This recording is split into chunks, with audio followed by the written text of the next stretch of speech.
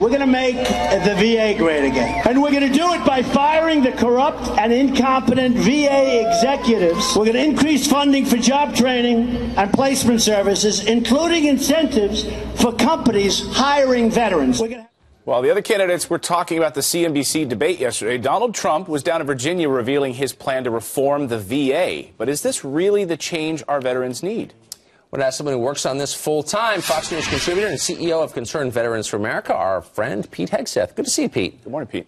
Good morning. Thanks for having me. This is the part of the plan that just jumped out at me right away. Under the Trump plan, a vet would be able to get care from any doctor who takes Medicare. So it would basically break, he believes, the monopoly the VA system has on vets' health care. What do you think of that?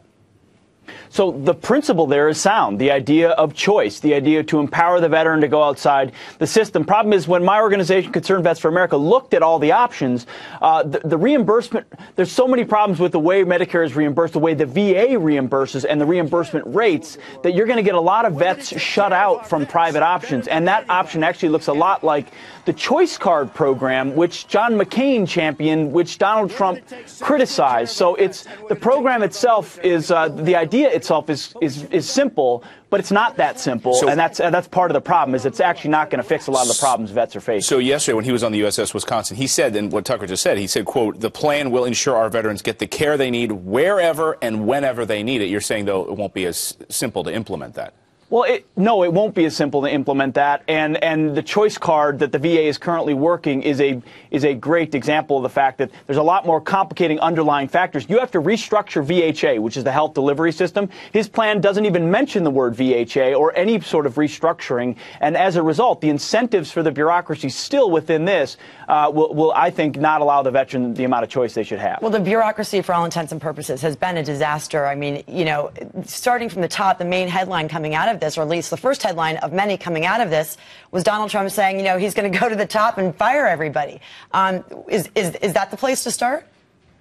Hey, accountability is long overdue. So another place where we appreciate the sentiment of his plan, for sure.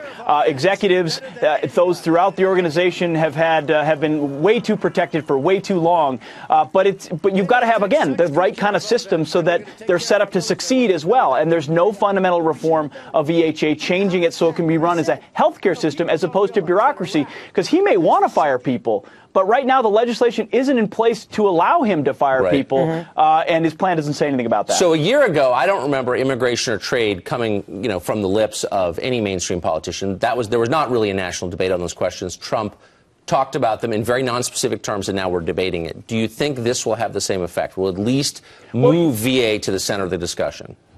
You know, I hope so. And I got to give Donald Trump credit for that from the beginning. He's been talking about vets. He's been talking about the VA, how he's going to be great and huge and fantastic for vets, which is all good. It's just then we get a three-page PDF plan that's very thin on any specifics or proposals and thick on rhetoric, which is a lot of what we've seen. So I give him credit for raising the issue. I just think some other candidates in this race have been far more specific in how they would deliver real choice and real accountability than this plan does.